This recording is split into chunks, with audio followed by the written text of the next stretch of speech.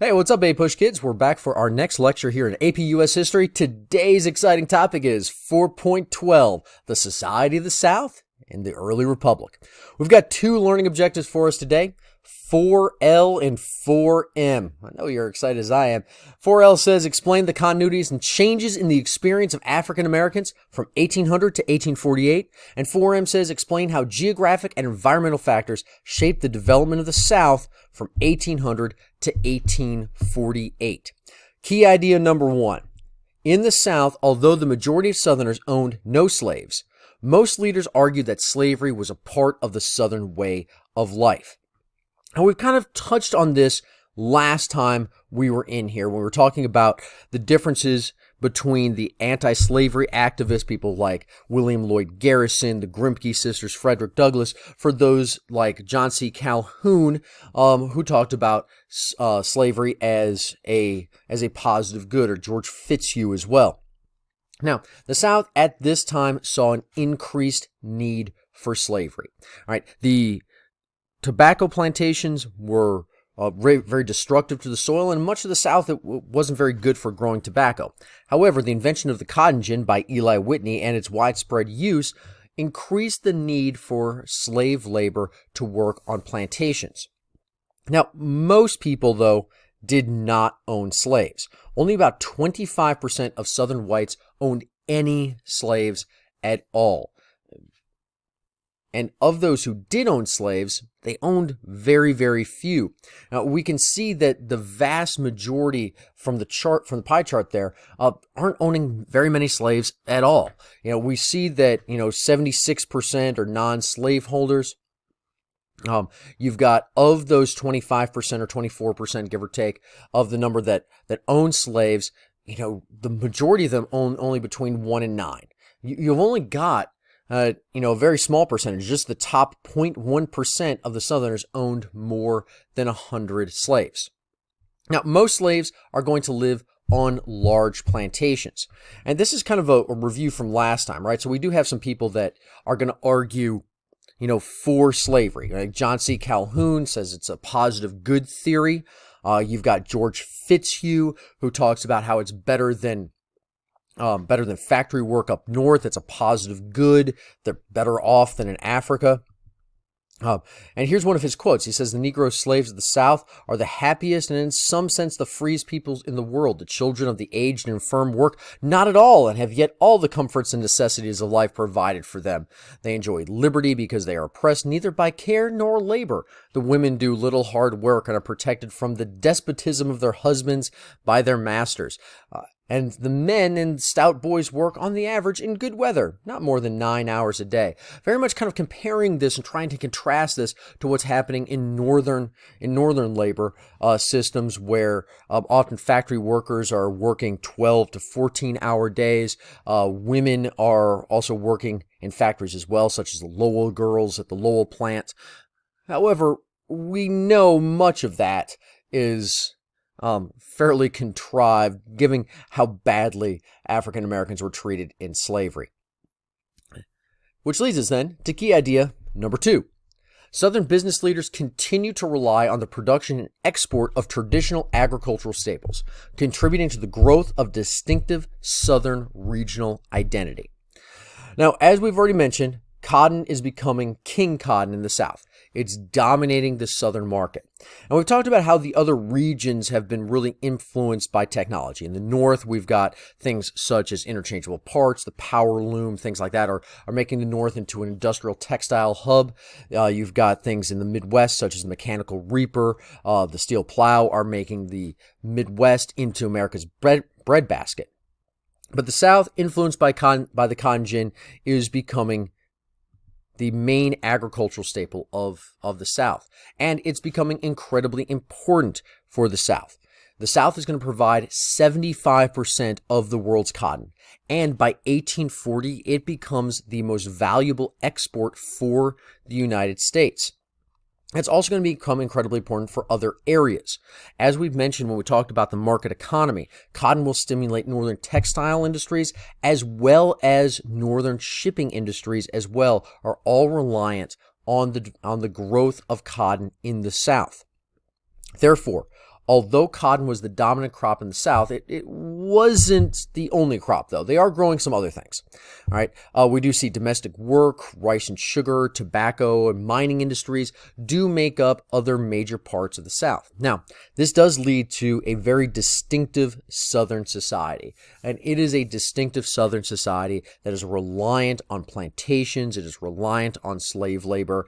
It is epitomized by the paintings and drawings that you see right here. It is much different than what you would see in the North, which leads us to key idea number 3. As overcultivation depleted arable land, that's land that you can grow on, in the Southeast, slaveholders began relocating their plantations to more fertile lands west of the Appalachians, where the institution of slavery continued to grow. Now, this leads directly into one of the major themes during the antebellum era through our next time period, basically up until around 1900 or so. And that's the Western movement of America. You know, this idea of King Cotton, really important effects on America. We see the increase in Western expansion. Cotton will deplete the soil and force plantations to relocate. And we can see in the map, in 1790, we see where we have plantations and farms. Each of those dots is a farm or plantation that's over 200 acres in size. By 1820, we can see how far west they've moved. Now, once again, some of this is due to the fact that we just have more people and more people are moving westward, but also this is the relocation of farms. Notice in Virginia on the west coast how densely those major farms were packed in. Whereas by 1820, they're actually a little bit more spread out. As major farmers have moved now westward, they picked up all their stuff and they've moved westward to better land. We can see kind of another kind of view of this kind of Western migration. What you see in the color scheme there is you see the density of where cotton is being produced, as well as where we see large amounts of slave labor.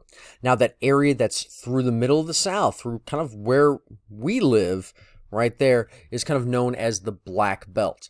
Now, this is because of the soil type that's there. This is not necessarily a reference to slavery. All right, the soil through there is a deep black loam soil, which was very good for growing cotton. All right, but because of the good soil, we're also going to see a large increase in the number of slaves.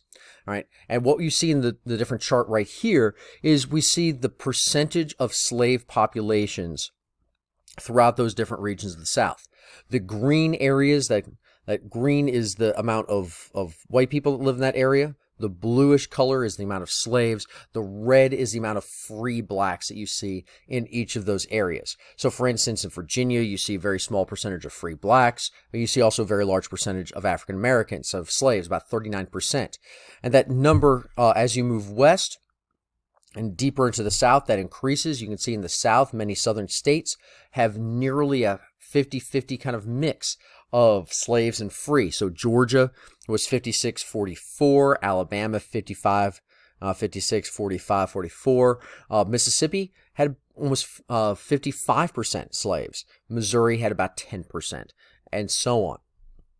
Now, this continued growth of slave states past the Appalachians was essential to the growth of slavery.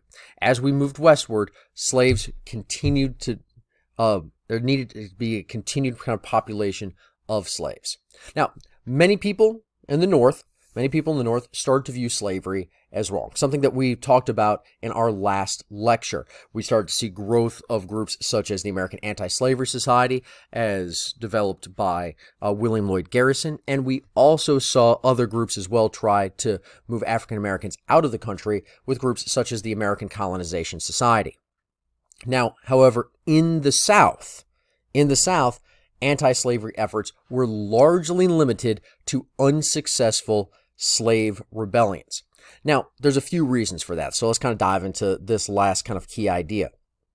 In the South, slave literature was prevented from being sent to the South.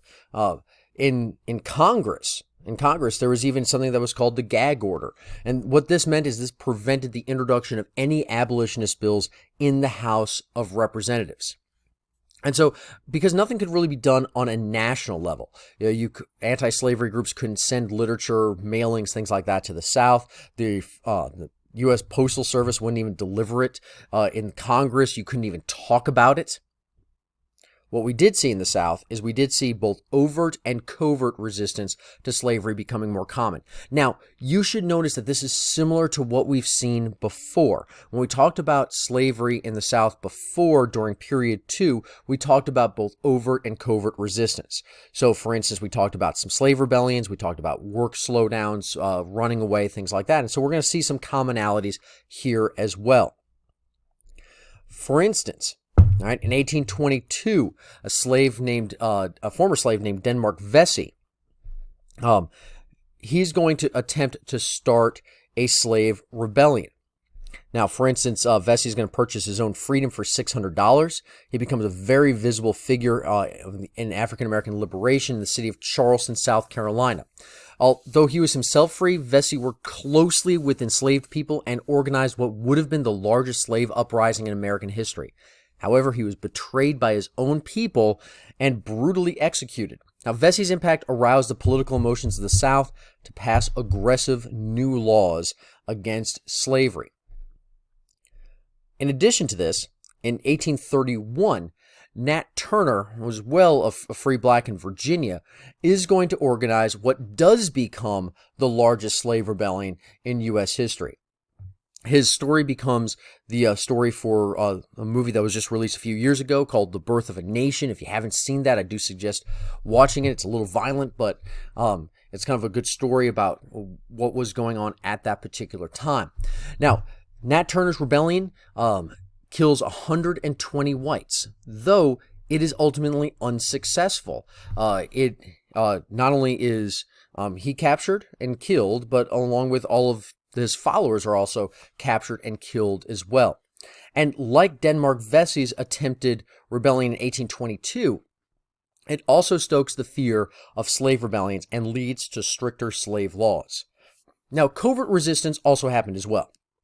And so we do have people such as the Underground Railroad, led by Harriet Tubman, will bring people away from slavery as well. And you also have like work slowdowns, things like that are also happening on plantations as well. Which then leads us to key idea number 5. Enslaved blacks and free African Americans are going to create communities and strategies to protect their dignity and family structures, and join political efforts aimed at changing their status. Now, slaves are going to develop several strategies to protect their families and dignities. We see many African Americans develop surrogate families.